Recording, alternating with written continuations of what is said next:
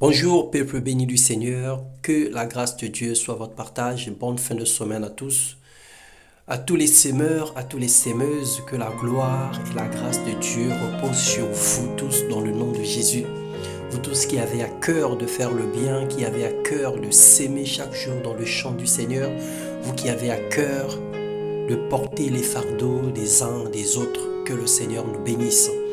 Ce matin, nous allons partager la parole de Dieu sous le thème « Qu'as-tu entre tes mains ?»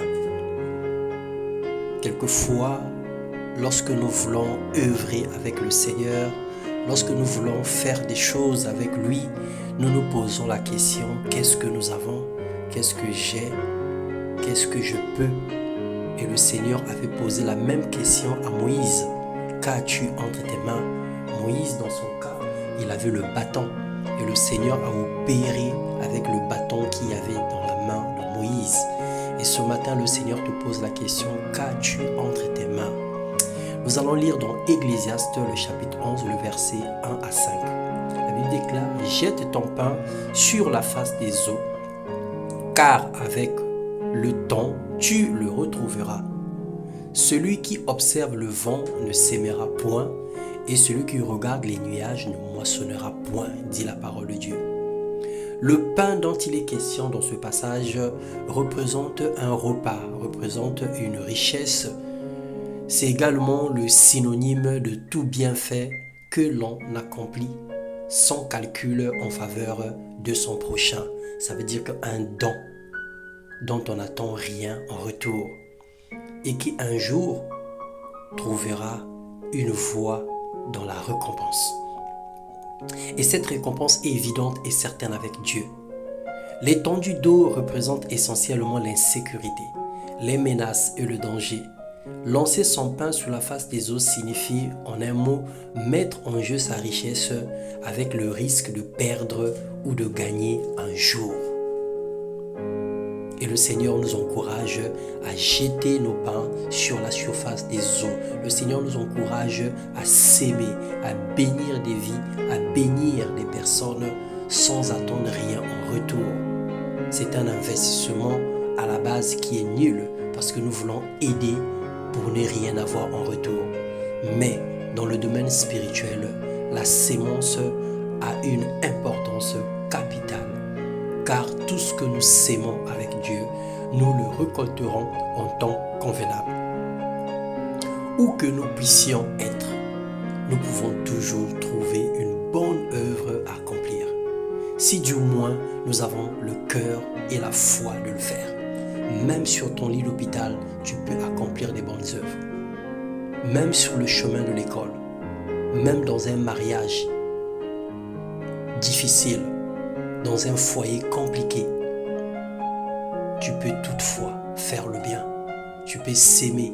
Tu peux trouver une opportunité de bénir une vie au travers d'un conseil, au travers d'un soutien. Chacun doit chercher à être une bénédiction pour les autres, là où Dieu l'a placé, dans ton environnement géographique,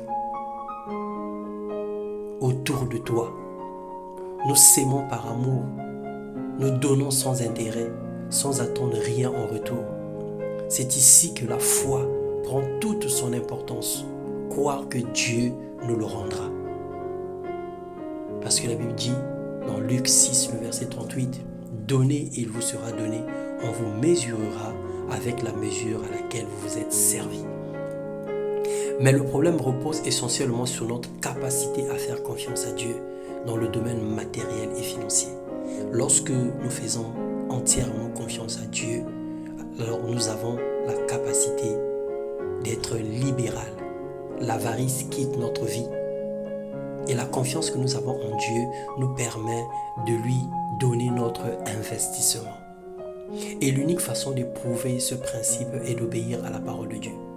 Élisée lui dit, « Que puis-je faire pour toi? Dis-moi, qu'as-tu à la maison ?»